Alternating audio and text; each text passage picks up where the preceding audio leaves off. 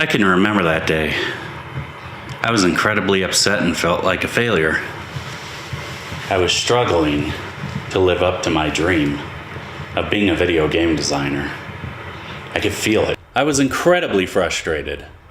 I wanted to be able to complete my education so badly and pursue my dream of making video games. My memory and concentration problems from my PTSD a few years prior were getting in the way of that dream. I couldn't remember what I was learning, and I was failing the class. I began researching other degree programs available at Full Sail University. Nothing really caught my eye in particular, at least not for the online programs. My wife was there with me, and she helped me out, and she noticed the digital cinematography program. Well, I like movies and TV shows like most other people do, but I don't know how to make them, honestly. The good thing is that there's many TV shows and movies that are filmed just right up the road from my house here. So the prospect of getting a career in that field was good, so I decided to check it out. I began looking into the digital cinematography program and decided to talk to my advisor about a change of enrollment from game design. Honestly, I have to say the main interest in changing to digital cinematography were all the goodies that came in the project launch box. I figured if it didn't work out, then at least I would have some good equipment to use later in life or maybe for another career. I called my advisor to put in the paperwork immediately. Luckily, there was another course beginning very soon, and I was able to change enrollment quickly to get into classes at the beginning of the next month. I started working hard on my classes and was enjoying what I was learning. I liked what I was learning, but I was starting to get confused with all the jargon some of the other students were using. I was beginning to feel pretty insecure. After all, they had worked on other projects, operated a real camera before, and what did I know? I knew to use the auto settings on my cell phone to record my kids' birthday parties.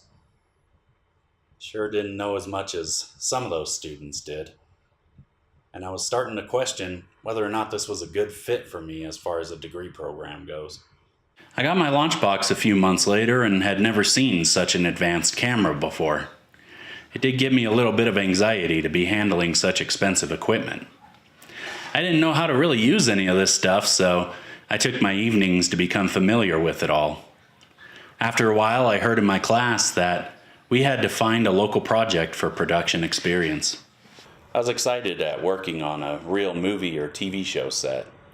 I wasn't too sure about this career I had decided upon in my future in it, so I decided to go ahead and do my internship right away, even though I had a year to decide upon what I wanted to work on.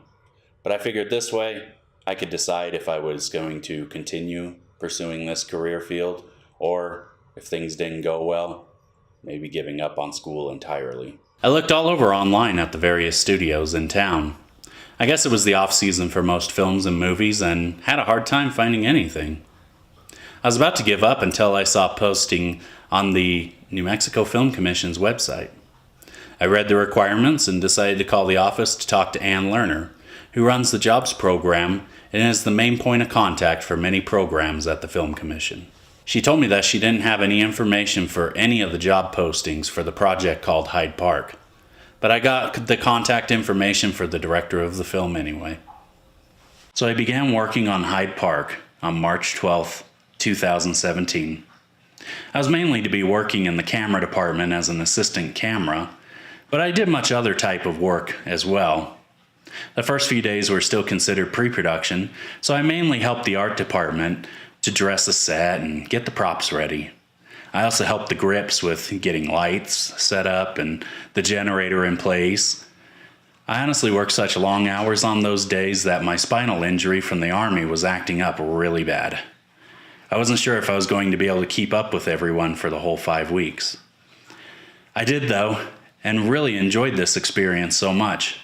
I knew I had found my true calling and was excited to get back to school so I could finish my degree and get back to working on future projects. I'd gone into this project with many questions about my future in the film industry. The first few days were really difficult and my disabilities kind of limited me, so I wasn't too sure of myself. After 5 weeks, though, I pulled together, I had done a lot of great hard work, and I knew at that moment that I wanted to be a filmmaker.